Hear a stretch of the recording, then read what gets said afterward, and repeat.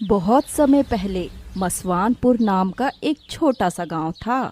उस गांव में माधव और रमेश नाम के दो भाई रहते थे। दोनों भाई बहुत मेहनती और पूजा पाठ करने वाले थे। दोनों भाई किसान थे और अपने पिता की 2 बीघा जमीन पर खेती करते थे। दोनों का खेती होने के बावजूद बहुत मुश्किल से गुजारा हो पाता था, क्योंकि जितनी खेती से उनकी कमाई नहीं होती थी, उससे ज्यादा खाद, पानी व बीज में उनका खर्चा हो जाया करता था। इतना सब होने के बावजूद भी वे बिना किसी शिकायत के खुशी खुशी अपना जीवन जी रहे थे। रमेश और माधव के घर के बगल में ही कमला नाम की एक बुढ़िया रहती थी। वो बहुत कंजूस और बेईमान औरत थी। उससे रमेश और माधव की खुशी देखी नहीं जाती थी। वो हमेशा मौके की तलाश में रहती थी कि किसी तरह वो इन दोनों को दुखी कर दे। एक दिन कमला को ये मौका मिल भी गया।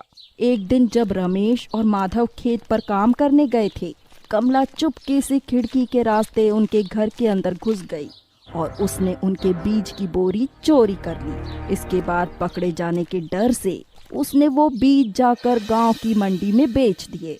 माधव और रमेश खेत से काम करके जब शाम को घर वापस लौटे तो देखा कि उनकी बीज की बोरी तो गायब है। दोनों भाइयों ने पूरा घर छान मारा, लेकिन उन दोनों को बोरी कहीं भी नहीं मिली। अब दोनों को एहसास हो गया था कि जरूर उनकी बीज की बोरी किसी ने चोरी कर ली है। माधव रमेश से कहता है, भाई रमेश, लगता है हमारे बीज किसी ने चोरी कर लिए हैं। कल हमें बीज बोने हैं और अगर हमने ये चोरी की शिकायत दर्ज करवाई तो बीज मिलने में समय लगेगा। इसलिए अच्छा यही होगा कि हम दोनों तुरंत नगर के लिए निकलें और बीज लेकर वापस आ जाएं, क्योंकि बीज अगर समय पर नहीं बोए गए तो फसल अच्छी नहीं होगी। अपने भाई की ये बात सुनकर रमेश बोला, हाँ भैया, आप सही कह रहे हैं, यही करना सही होगा। इसके बाद दोनों भाई नगर की ओर निकल पड़ते हैं, जहां से बीज लेकर लौटते लौटते उन्हें रात हो जाती है। गांव वापसी के दौरान ही दोनों भाइयों को गांव के कच्चे रास्ते पर एक ऐसी गाय दिखी जो बिल्कुल अलग थी। ऐसी सुंदर और स्वस्थ गाय देखकर माधव बोला, अरे, ऐसी अद्भुत गाय को ऐसे बीच रास्ते पे खुला कौन छोड़ गया? माधव की बात सुनकर रमेश बोला, हाँ भैया, देखो, इसके गले में तो घंटी भी नहीं बंधी है। लगता है इस गाय का कोई मालिक नहीं है। माधव बोला, ऐसा करते हैं, हम इस गाय को घर ले चलते हैं। इसका दूध बेचकर हमारी आमदनी भी हो जाएगी। माधव की इस बात पर रमेश ने भी हाँ में हाँ मिलाई और दोनों उस गाय को लेकर अपने घर की ओर चल पड़े। अगले दिन माधव खेत में बीज बोने चला गया और रमेश घर पर ही रहकर गाय का दूध निकालने लगा और निकालकर वो भी खेत पर अपने भाई की मदद करने के लिए निकल पड़ा। शाम को खेत का काम खत्म करके दोनों भाई जब घर लौटे तो देखा वो बाल्टी जिसमें रमेश दूध रख गया था, उसमें तो सोना चमक रहा था। ये देखकर माधव हैरान हो गया और बोला, अरे रमेश, इतना सोना हमारे घर में कहाँ से आ गया, और वो भी बाल्टी में? रमेश बोला, लेकिन भैया, मैं तो इस बाल्टी में दूध रख गया था, फिर इसमें सोना कहाँ से आ गया? माधव ने कुछ सोचा और कहा, मुझे तो लगता है कि ये इस गाय का दूध ही है जो सोने में बदल गया है। रमेश, ये गाय तो जादुई है। ये जानकर बहुत खुश हो गए और अगले ही दिन रमेश उस सोने को शहर में जाकर बेच आया, जिससे उसे इतने रुपए मिले जितने वो साल भर खेती करके भी कमा नहीं पाता था। धीरे धीरे रमेश और माधव बहुत अमीर हो गए और गांव के गरीब लोगों की मदद भी करने लगे। उनकी ये स्थिति देखकर कमला बहुत जलती थी और सोचती थी कि आखिर कैसे वे दोनों इतने अमीर हो गए। इसी दौरान कमला के बेटे ने शहर से पैसे भेजना बंद कर दिया, जिससे कमला की हालत खराब हो गई और बहुत मुश्किल से उसे 2 वक्त की रोटी मिल पाती थी। मदद की आस में कमला रमेश और माधव के पास गई और बोली, बेटा, इस गरीब की भी कुछ मदद कर दो। मेरे बेटे ने तो मुझे पराया कर दिया, अब तो बस तुम ही दोनों का सहारा है मुझे। ये सुनकर माधव बोला, माई, आप चिंता ना करें, मैं और मेरा भाई आपके बेटे की ही तो तरह हैं। आज से आपका पूरा ख्याल हम दोनों भाई रखेंगे और आपको किसी भी चीज की कमी नहीं होने देंगे। इस तरह अब कमला का सारा खर्च रमेश और माधव उठाने लगे। लेकिन कमला का लालच अब भी नहीं गया था और वो हमेशा यही सोचा करती थी कि आखिर ये दोनों भाई इतने अमीर हुए कैसे।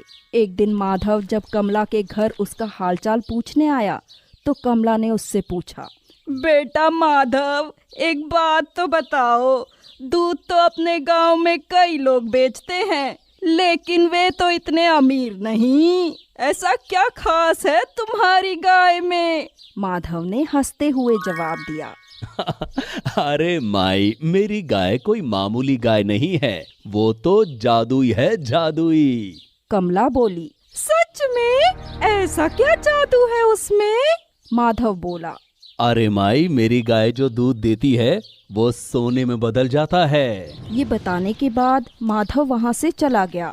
माधव की ये बात सुनकर कमला के होश उड़ गए थे और वो सोचने लगी, अच्छा, तो ये है इनकी अमीरी का राज। ऐसी गाय तो मेरे पास होनी चाहिए। इसके बाद वो किसी तरह रमेश और माधव की गाय चोरी करने की सोचने लगी। एक दिन मौका पाकर रात में कमला ने उस सोना देने वाली गाय को चुरा लिया और अपने घर के तहखाने में छिपा दिया। अगले दिन माधव जब उठा तो उसने देखा कि गाय तो आंगन में बंधी ही नहीं है। ये देखकर उसने तुरंत अपने भाई रमेश को बुलाया और बताया कि गाय आंगन में नहीं है। रमेश ने कहा, भैया, लगता है रस्सी खुल गई होगी और गाय भाग गई होगी। आप चिंता ना करें, वो ज्यादा दूर नहीं गई होगी, यहीं कहीं गांव में ही आसपास होगी। ये कहकर दोनों भाई उस गाय की खोज में निकल पड़े। सुबह से शाम हो गई और दोनों भाइयों ने गांव का कोना कोना छान मारा, लेकिन वो गाय कहीं नहीं मिली।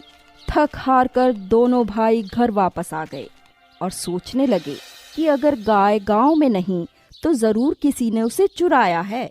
तभी माधव को एक उपाय सूझा और उसने रमेश को कल्लू दूध वाले से एक दिन के लिए उसकी गाय उधार लाने के लिए कहा। अगले ही दिन रमेश कल्लू दूध वाले से उसकी गाय ले आया और लाकर उसे अपने घर में बांध दिया। उस दिन कमला जब किसी काम से घर आई तो उसने देखा कि रमेश और माधव के घर में गाय खड़ी थी। ये देखकर वो हैरान हो गई और सोचने लगी, इनकी गाय तो मेरे तहखाने में है, फिर ये दोनों भाई ये दूसरी गाय कहाँ से ले आए? कमला ये सोच ही रही थी कि वहाँ माधव आ गया। उसके आते ही कमला ने उससे पूछा, अरे बेटा माधव, तेरी गाय तो भाग गई, फिर ये गाय कहाँ से ले आया? माधव बोला, अरे माई, जिस रास्ते पर मुझे पहली वाली गाय मिली थी उसी रास्ते पर ये भी मिली है। ये तो पहले वाली से भी ज्यादा सोना देती है। कमला अपने घर वापस आ गई और सोचने लगी, अगर मैं इस गाय को भी अपने पास रख लूं तो मेरे पास 2 गुना पैसा आएगा और मैं और अमीर हो जाऊंगी। लालच के नशे में चूर कमला उस रात फिर से माधव और रमेश की गाय चोरी करने जाती है। लेकिन अब की बार माधव सतर्क था।